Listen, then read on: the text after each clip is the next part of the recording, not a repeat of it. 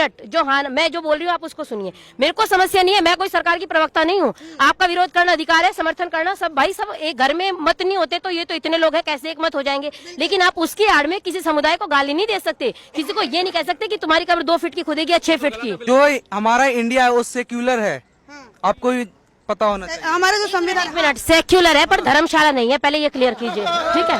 दूसरी बात, एक उंगली नीचे, उंगली नीचे, देखिए देखिए उंगली नीचे, ऑर्डर देख के नहीं, ये समझा के बात नहीं होती, बात कीजिए सभ्यता से। 1 मिनट बोल लिया आप, बहुत देर से बोल रहे थे, मैं चुप थी, अब सुनिए। 6 नागरिक, आप ये बताइए, पहली बात ननकाना साहिब पे हमला हुआ, ये बोलेंगे नहीं क्योंकि ये कहेंगे अरे हम तो दोनों तरफ हैं, हम नहीं बोलते। ननकाना साहिब पे हमला करने की तुम्हारी औकात कैसे हुई? हम भारतीय हैं, हम किसी भी समुदाय के हैं, लेकिन हमारे भारत के किसी भी नागरिक को, चीन में अभी देखिए वायरस फैला, हमारे देश के लोगों को, मैंने उसकी तरफ नहीं किया, मैंने किसी व्यक्ति की तरफ नहीं किया। विरोध करने के लिए विरोध नहीं कीजिए, थोड़ा दिमाग लगा के विरोध कीजिए।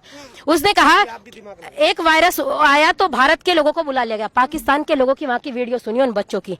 आप इसलिए विरोध नहीं कीजिए कि कोई व्यक्ति लेके आया, आपको मोदी विरोध कीजिए, हमको समस्या नहीं है, लेकिन आप उसको समझिए तो वो खुद के बच्चे कह रहे, पाकिस्तानी बच्चे, कि इंडिया इतना अच्छा देश है कि उन्होंने ये नहीं पूछा, वहां पे ये नहीं पूछा गया तेरा धर्म क्या है, तू हिंदू है कि मुस्लिम है, तू इंडियन है इसलिए तुझे भारत में ले आया गया। और आप कह रहे हैं कि 6 को नागरिकता दी जा रही है, उनको नहीं दी जा रही, उनको नहीं दी जा रही। देखिए जब देश बटे थे, हम पाकिस्तान हमारा था, हमने अलग नहीं किया, हमने तो कभी विभाजन मांगा ही नहीं, हमने तो कभी कहा ही नहीं बंटवारा करो, हम तो आज भी नहीं कह रहे, हम तो कभी नहीं चाहते, सब हमारे भाई आप हमारे देश में रहिए, हमको कोई समस्या नहीं। लेकिन जब आपने बंटवारा कर लिया, और अभी परसों तरसों एक खबर आई थी, आपने पढ़ा भी होगा, सब लोगों ने जो यहाँ पे खड़े हैं सोशल मीडिया वाले, 2 लड़कियों को मंडप से उठा के जबरदस्ती धर्म परिवर्तन कर लिया।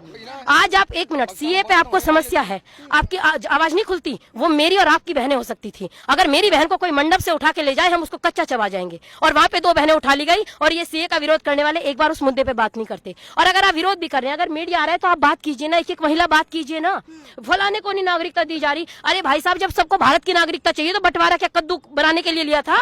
बंटवारा घुइयां छीलने के लिए किया था? क्यों बंटवारा किया था? सब रह तो रहे थे, आज ही आ गए। अफगानिस्तान इस्लामिक देश है, इंडिया सेक्युलर देश है, सेक्युलर देश है, तो कोई कागज मत दिखाओ, सब आ जाओ धर्मशाला है। अपने घर में हम किसी की एंट्री कराते हैं तो उसको देखते हैं पहले ये कौन है, और भारत में कोई भी आएगा हम कहेंगे तू कागज मत दिखा, तू भारत में रहे, तू यहाँ का नागरिक है, हम कैसे स्वीकार करेंगे? आप देखिए, देश को मजाक मत बनाइए, ये देश है, इसको हम भारत माँ कहते हैं, वेद कहता है माता भूमि पुत्रम पृथिव्या, ये भूमि मेरी माँ है और हम इसके पुत्र हैं। तो प्रत्येक पुत्र पुत्री का, आज हमारे देश की हालत ये है कि लोग भारत माँ को गाली दे जाते हैं, और उस संसद भवन के अंदर जिसको लोकतंत्र का मंदिर कहा जाता है, क्या गुजरती होगी इस भारत माँ पे? आप विचार करके देखिए ना, एक शायर बड़ा सुंदर कहा, मेरी दशो दिशाओं में भाले लटक रहे हैं। आप बहुत जाने, आपका ठीक है, आपका विरोध हो सकता है, लेकिन आप ये भी तो कीजिए ना उन, हाँ उसके बाद आप उन 2 बंदों में बात कर सकते हैं, मेरी दशो दिशाओं में भाले लटक रहे हैं। जब रोज मीडिया में आके लोग कहते हैं ना बंटवारा चाहिए, बंटवारा चाहिए, बंटवारा चाहिए, बंटवारा चाहिए, मेरी दशो दिशाओं में भाले लटक रहे हैं, सुमन कहाँ पग पग पर तीखे कांटे भटक रहे हैं। ए परदेसी मुझसे मेरा परिचय पूछते हो, मैं माँ हूँ ऐसे बेटों की जिनके बेटे दर दर भटक रहे हैं, मैं माँ हूँ ऐसे बेटों की जिसके बेटे दर दर भटक रहे हैं। आप भारत माँ का बंटवारा मत कीजिए। अभी टीवी पे एक मांग आई, देखिए भैया, मेरे को आप 1 मिनट, मेरी को एक सुनो, मेरी आपसे पर्सनल दुश्मनी नहीं है, लेकिन जब कोई व्यक्ति नहीं, जब कोई व्यक्ति आता है और कोई व्यक्ति टीवी पे आके कहता है, एक व्यक्ति आया उसने कहा कि मैं इंडियन बाद में हूँ, पहले मैं इस्लामी हूँ। आप ये बताइए, मैंने कभी नहीं कहा मैं पहले हिंदू हूँ, मैं कहती हूँ मैं पहले भारतीय हूँ उसके बाद हिंदू हूँ।